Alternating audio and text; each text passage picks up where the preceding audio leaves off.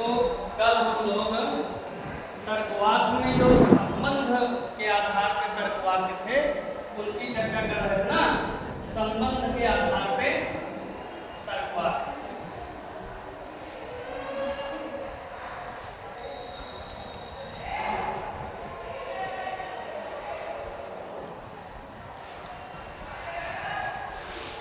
तो हम देखे थे कि संबंध के आधार पे हमारे पास 3 तर्कवाद होते हैं। क्यों? राज कौन कौन से हैं? एक निरुपाधिक ना, निरुपाधिक, किसी को हम क्या कहते हैं? निरपेक्ष तर्कवाक्य। हाँ, एक सोपाधिक या इसी को हम सापेक्ष तर्कवाद कहते हैं। और एक है आपका वैकल्पिक तर्कवाद। क्या है? वैकल्पिक तर्कवाद। इसके बारे में हम कल चर्चा किए थे ना। निरुपाधिक क्या है? जो बिना किसी शर्त के, हाँ, बिना किसी शर्त के, हाँ, बिना उपाधि के। निरुपाधिक मतलब बिना उपाधि के, अर्थात उपाधि क्या है? आपकी शर्त है। जब बिना किसी शर्त के उद्देश्य और विधेय के मध्य संबंध स्वीकार किया जाता है तो उसे हम क्या कहते हैं? निरुपाधिक तर्कवाद कहते हैं, या इसी को निरपेक्ष तर्कवाद कहते हैं। अभी तक आपने जितने तर्कवाद पढ़े, चाहे वो ए हो, चाहे ई हो, चाहे आई हो, चाहे ओ हो, इनके मध्य जो संबंध होता है वो बिना किसी शर्त के, इनके उद्देश्य और विधेय के संबंध को बिना किसी शर्त के स्वीकार या अस्वीकार किया जाता है। और सोपाधिक क्या है? सोपाधिक मतलब है उपाधियुक्त। हाँ, सोपाधिक उपाधियुक्त। उपाधियुक्त का मतलब क्या हुआ? सशर्त। क्या हुआ? सशर्त। जब उद्देश्य और विधेय या दो कथनों के मध्य संबंध किसी शर्त को रखकर, हाँ, स्वीकार या अस्वीकार किया जाए तो उसे क्या कहते हैं? हम सोपाधिक तर्कवाद कहते हैं या सापेक्ष तर्कवाद कहते हैं। जो इसका आकार होता है, कल हमने इसकी चर्चा की भी थी, इसका आकार क्या होता है?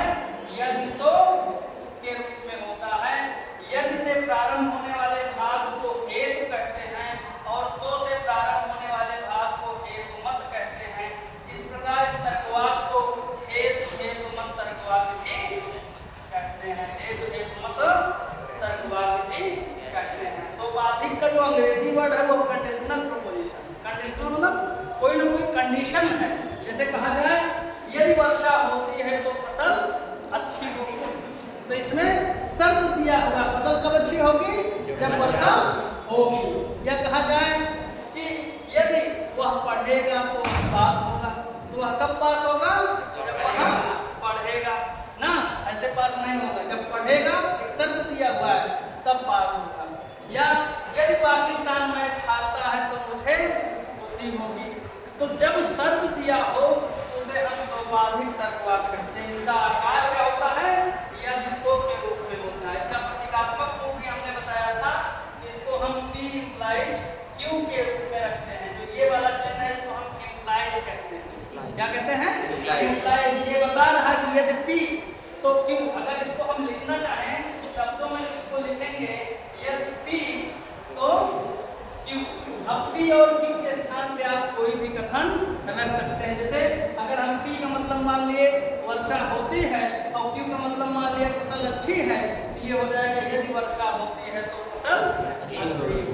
ठीक ना? तो इस तरह से P और Q पे आप कोई भी कथन लिख सकते हैं। इसी तरह से जो वैकल्पिक कथन होते हैं, जब दो विकल्प या जो दो कथन या शब्द के माध्यम से जुड़े होते हैं तो उसे हम वैकल्पिक तर्कवाद कहते हैं। क्या कहते हैं? वैकल्पिक तर्कवाद कहते हैं।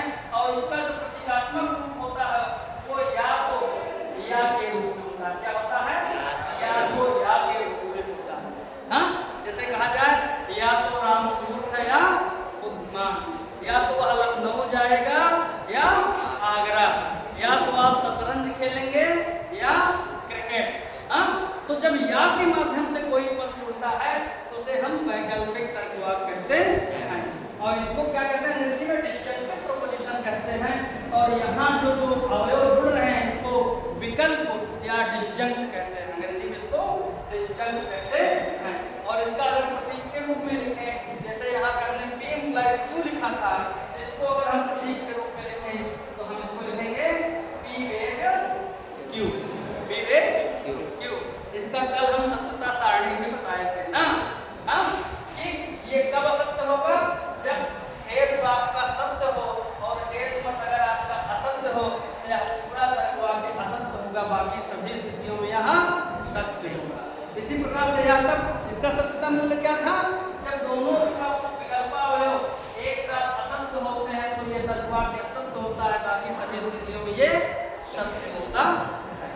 ये तो इसकी चर्चा हम कर चुके थे, लेकिन आज हम फिर से आपको रिवीजन के लिए आप इतना बताएंगे ना। अब हम लोग आगे प्रश्न कहाँ, अब हम दो चीजें जान गए, एक आपका हेतुमत तर्कवाक्य और एक आपका वैकल्पिक तर्कवाक्य और एक आपका निरुपाधिक तर्कवाक्य। ये तीन प्रकार के तर्कवाक्य संबंध के आधार पे हैं। कितने आधार पे हैं, संबंध। जब हम तर्कवाक्य का वर्गीकरण किए थे हमने बताया था कि बनावट के आधार पर तर्कवाक्य, परिमाण के आधार पर तर्कवाक्य, गुण के आधार पर तर्कवाक्य और संबंध के आधार पर तर्कवाक्य। परिमाण बनावट के आधार पर दो प्रकार के तर्कवाक्य हैं, सरल तर्कवाक्य और मिश्र तर्कवाक्य ना। उसके बाद परिमाण के आधार पर दो प्रकार के तर्कवाक्य हैं, सर्वव्यापी और अंशव्यापी। गुण के आधार पर दो प्रकार के तर्कवाक्य हैं, सकारात्मक और नकारात्मक। और संबंध के आधार पर तीन प्रकार के तर्कवाक्य होते हैं, जिसकी चर्चा वहां नहीं की गई थी। और वो क्या है, निरुपाधिक तर्कवाक्य, सोपाधिक तर्कवाक्य और वैकल्पिक तर्कवाक्य। आप निरुपाधिक तर्कवाक्य में सारे जितने अभी तक तर्कवाक्य पढ़े वो सब क्या थे, निरुपाधिक ही थे ना। तो ये तो रहे तर्कवाक्य। यहाँ इसको बताने का उद्देश्य ये है कि यहाँ हम न्यायवाक्य की चर्चा करेंगे ना। किसकी चर्चा करेंगे, न्यायवाक्य। न्यायवाक्य को आप लोग पढ़ सकते हैं, न्यायवाक्य या सिलोजिज्म। तो न्यायवाक्य में हमने देखा था राज कि इसमें तीन तर्कवाक्य क्या होते हैं, तीन तर्कवाक्य होते हैं। एक आपका, दो आपके आधार वाक्य होते हैं, दो आधार वाक्य और एक निष्कर्ष ना। दो आधार वाक्य होते हैं और एक निष्कर्ष होता है ना। तो आधार वाक्य कौन कौन से होते हैं, एक आपका मुख्य आधार वाक्य हो गया, हाँ, एक अमुख्य आधार वाक्य होता है, हाँ, और एक आपका निष्कर्ष होता है। यही तो आपके न्यायवाक्य की संरचना होती है ना। जो आपका स्टैंडर्ड फॉर्म है न्यायवाक्य का, हाँ, मानक आकार है, वो यही होता है कि सबसे पहले मुख्य आधार वाक्य होगा, फिर अमुख्य आधार वाक्य होगा, फिर निष्कर्ष होगा। अगर ये तीनों तर्कवाक्य एक ही प्रकार के होते हैं, एक ही प्रकार का मतलब या तो तीनों निरुपाधिक हैं, ठीक, या तीनों तर्कवाक्य आपके सोपाधिक हों, या तीनों तर्कवाक्य आपके वैकल्पिक हों। जब एक ही प्रकार के तर्कवाक्य होते हैं जिनको हम सरल न्यायवाक्य कहते हैं। क्या कहते हैं, सरल न्यायवाक्य। लेकिन जब आपका मुख्य आधार वाक्य मान लीजिए सोपाधिक हो, अमुख्य आधार वाक्य निरुपाधिक हो, हाँ, निष्कर्ष आपका निरुपाधिक हो या वैकल्पिक हो, तो उसे हम सरल न्यायवाक्य नहीं कहेंगे, उसे हम क्या कहते हैं, मिश्र न्यायवाक्य। तो हम देखें कि जो न्यायवाक्य है आपका, वो न्यायवाक्य आपके तीन प्रकार के हैं, वो दो प्रकार के हैं, सॉरी, न्यायवाक्य आपके दो प्रकार के हैं। एक को हम कहते हैं सरल न्यायवाक्य, क्या कहते हैं, सरल न्यायवाक्य। और दूसरा न्यायवाक्य जो आपका है वो आपका मिश्र न्यायवाक्य। कौन सा न्यायवाक्य है, मिश्र न्यायवाक्य। अब सरल न्यायवाक्य क्या है, हाँ, तो सरल न्यायवाक्य को भी तीन प्रकार से आप बांट सकते हैं।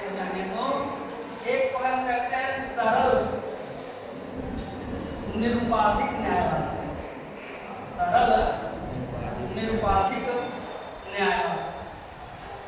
इसमें जितने तर्कवाक्य होंगे वो सब निरुपाधिक तर्कवाक्य हैं। जो अभी आप पढ़ रहे थे न्यायवाद, जब वैधता के 6 नियम आपको बताया जा रहा था, तो उसमें जितने न्यायवाद थे वो सब क्या थे? सरल न्यायवाद। क्या थे? सरल न्यायवाद। सरल न्यायवाद के बाद दूसरा न्यायवाक्य है सरल हेतुमत न्यायवाद।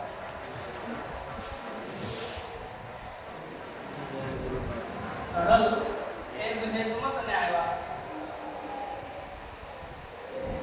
और जो आपका तीसरा न्यायवाक्य है वो है सरल वैकल्पिक न्यायवाद। क्या है?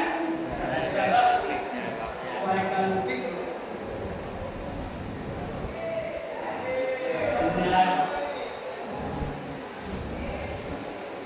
हाँ, सरल निरुपाधिक न्यायवाक्य, सरल हेतुमत न्यायवाक्य और सरल वैकल्पिक न्यायवाद। अब सरल निरुपाधिक न्यायवाद क्या है? उदाहरण आप देखिए, जैसे जो हम अभी तक करते थे, जैसे हम लिखे कभी भारतीय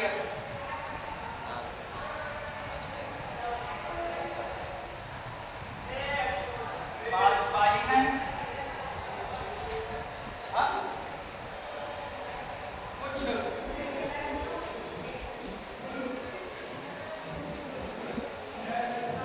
कांग्रेसी भारतीय हैं, और फिर इसके आधार पे हम निकाले कुछ कांग्रेसी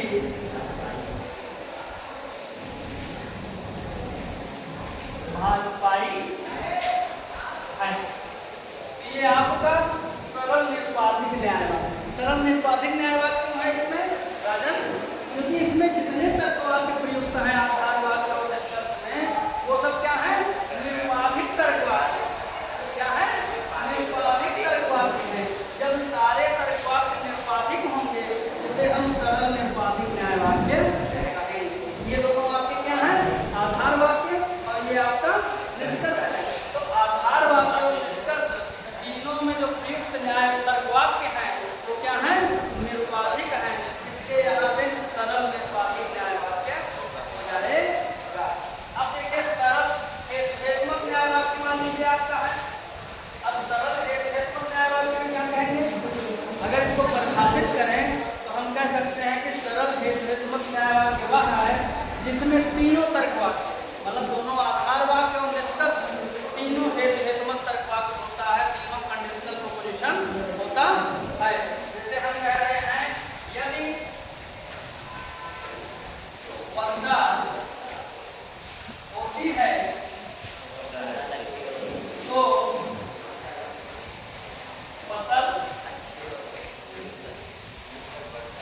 अच्छी होगी।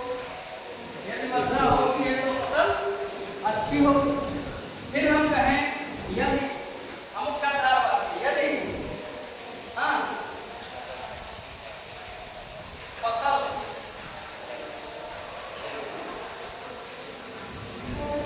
अच्छी होगी तो किसान प्रसन्न होंगे। हाँ, यदि वर्षा होती है तो फसल अच्छी होगी, यदि फसल अच्छी होगी तो किसान प्रसन्न होंगे। और फिर हम निष्कर्ष यहाँ से निकाल देंगे कि यदि वर्षा होती है तो किसान प्रसन्न होंगे। अब देखिए, अब इसमें तीनों तर्कवाक्य जो हैं वो क्या है? सोपाधिक है, कंडीशनल है, हेतुमत है ना। इसको हम हेतु कहेंगे, इसको हम हेतुमत कहेंगे। ये आपका हेतु है, ये आपका हेतुमत है, ये आपका हेतु है, ये आपका हेतुमत है। तो इसमें तीनों तर्कवाक्य, दोनों आधार वाक्य और निष्कर्ष, तीनों क्या हैं? सोपाधिक हैं, हेतु हेतुमत हैं। इसलिए यहाँ पे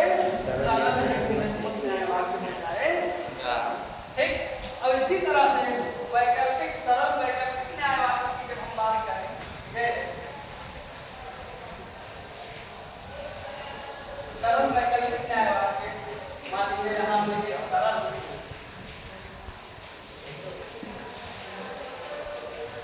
वैकल्पिक न्याय वाक्य। सरल वैकल्पिक न्याय वाक्य में इसका जब हम उदाहरण दें तो जैसे हम कहें या तो राम अच्छा है या बुरा है, मूर्ख है या विद्वान है, या राम बुद्धिमान है। ठीक? हाँ? या तो राम मूर्ख है या राम बुद्धिमान है। फिर हम लिखें या तो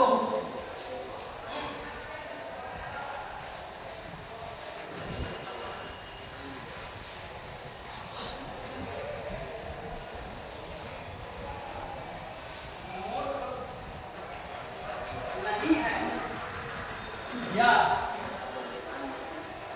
राम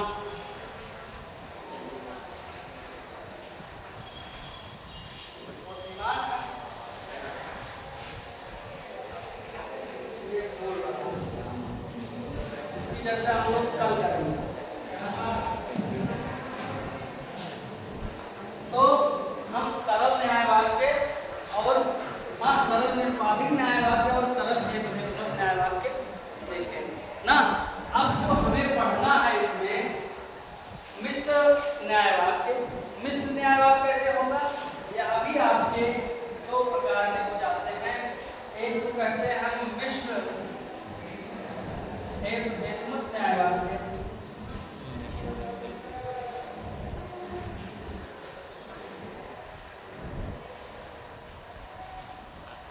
और एक को कहते हैं हम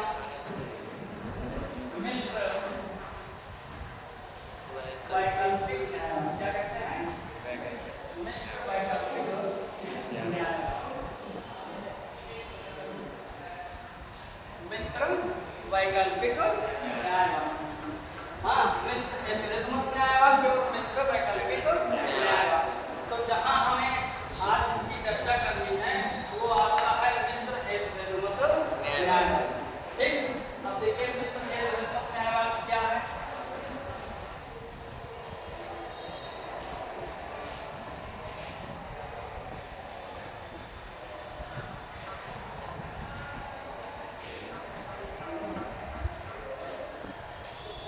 मिश्र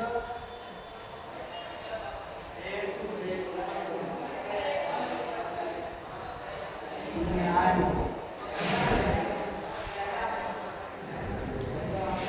मिश्र हेतुनिर्भर न्याय। अब देखिए मिश्र हेतुनिर्भर न्याय वाक्य क्या है। मिश्र न्याय वाक्य क्या है? हमने बताया अभी जब आपको मिश्र न्याय वाक्य के बारे में कि जिसका मुख्य आधार वाक्य की प्रकृति कुछ हो, अमुख्य आधार वाक्य की प्रकृति कुछ हो, निष्कर्ष आपका कुछ हो। मतलब तीनों जो तर्क वाक्य हैं, तीनों तर्क वाक्यों की प्रकृति में जब भेद होता है, तीनों तर्क वाक्य समान नहीं होते हैं, तो उसे हम मिश्र तर्क वाक्य कहते हैं।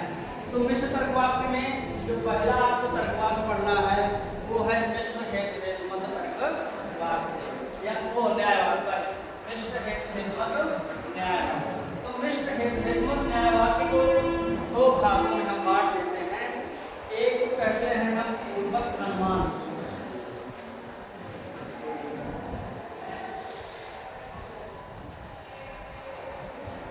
इसको हम लोग लॉजिक की भाषा में एमटी कहते हैं, मॉडुलस पोनस।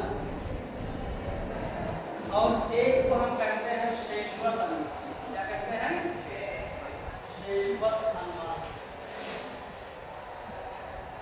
पूर्वक अनुमान और शेषवत अनुमान। जो पूर्वक अनुमान है वो कैसे है? देखिए, जैसे हम कहते हैं कि यदि वर्षा होती है तो फसल अच्छी होगी। ठीक? सर। अब दूसरा जो तर्क वाक्य है वो कह रहा है वर्षा वर्षा हो रही है, और जो आपका निष्कर्ष है वो कह रहा है अतः फसल अच्छी।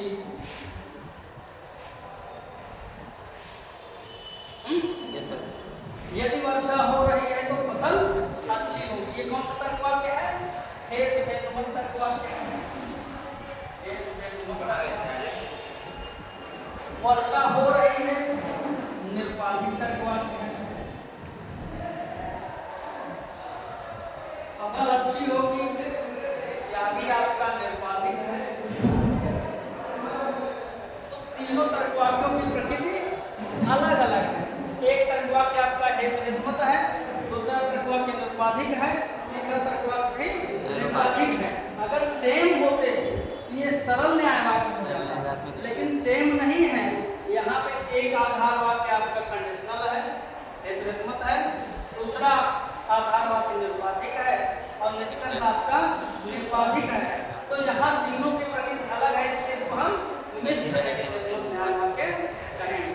अब अगर मिश्र हेतु हेतुमत न्याय वाक्य में पूर्वत अनुमान की परिभाषा करनी हो तो हम परिभाषा क्या कहेंगे कि पूर्वत अनुमान न्याय वाक्य का वह रूप है जिसके मुख्य आधार वाक्य हेतु हेतुमत न्याय वाक्य होता है। मुख्य आधार वाक्य क्या है? हेतु हेतुमत न्याय वाक्य, हेतु हेतुमत तर्क वाक्य ना।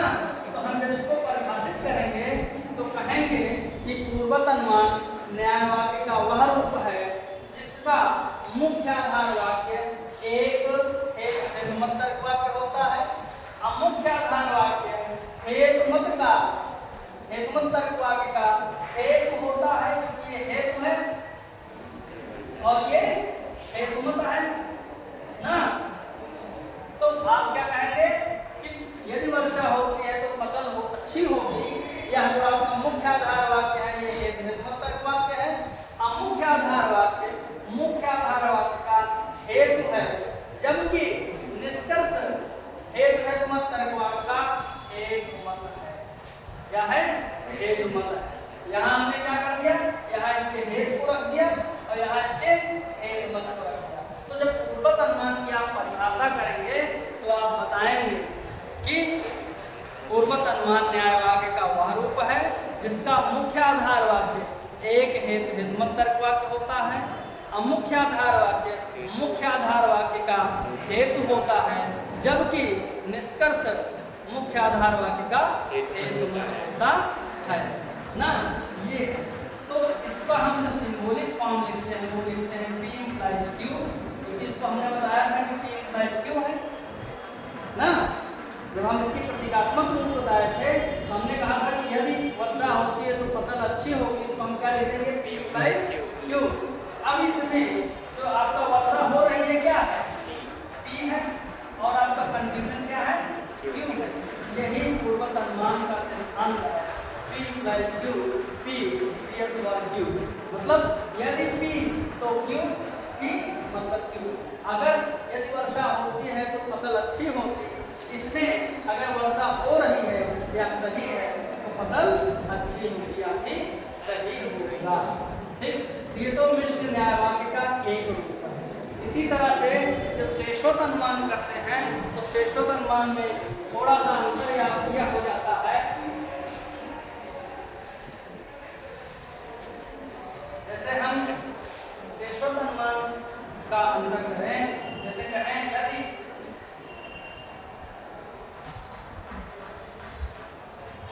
वर्षा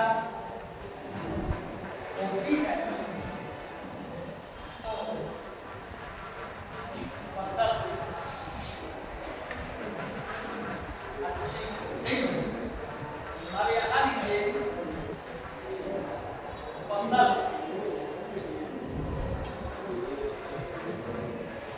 अच्छी नहीं है। इसके आधार पर निष्कर्ष निकाला जा रहा है अतः वर्षा नहीं हो। हाँ, यदि वर्षा होती है तो फसल अच्छी होगी। ये कौन सा तर्क वाक्य है? हेतु हेतुमत तर्क वाक्य है। फसल अच्छी नहीं होगी, निरुपाधिक तर्क वाक्य है। और वर्षा नहीं हो रही है, क्या भी निरुपाधिक है। तो तीनों तर्क वाक्यों की प्रकृति भिन्न भिन्न है। एक हेतु हेतुमत तर्क वाक्य है, एक निरुपाधिक तर्क वाक्य है, निष्कर्ष में निरुपाधिक है, अर्थात यह मिश्र न्याय वाक्य है। अब इसको अगर हमें परिभाषित करना हो तो आप बताएंगे कि शेषोक्त अनुमान का मुख्य आधार वाक्य एक हेतु हेतुमत तर्क वाक्य होता है। अमुख्य आधार वाक्य हेतुमत का निषेध होता है और जो निष्कर्ष होता है वह हेतु का निषेध होता है। इसको अगर हम सिंबॉलिक फॉर्म में लिखें तो P implies Q, negate Q, therefore negate Q। ये जो negate लगा हुआ है ये नहीं का, ये नहीं को व्यक्त कर रहे हैं। तो ये आपका शेषोक्त अनुमान का रूप क्या है? शेषोक्त अनुमान का रूप है। ठीक, तो इन जब नियमों का बाद होता है तो यहाँ दोष उत्पन्न होते हैं। तो इसकी चर्चा हम लोग कल करेंगे कि यहाँ अगर P implies Q, P here for Q, इसके अलावा स्थान पे अगर P implies Q, Q here for P हो जाएगा तो यहाँ दोष आ जाएगा और इस दोष को कहेंगे हेतुमत विधान का। यहाँ हेतुमत का विधान कर दिया गया। ठीक इसी प्रकार से अगर कहा जाए P implies Q और Q here for P, हाँ, तो यहाँ भी दोष उत्पन्न हो जाएगा। तो इस दोष की चर्चा हम लोग कल करेंगे। ठीक, यहाँ तक कोई समस्या? क्यों समस्या हो तो आप लोग पूछिए। सर कल लिखाएंगे। हाँ, कल लिखाएंगे।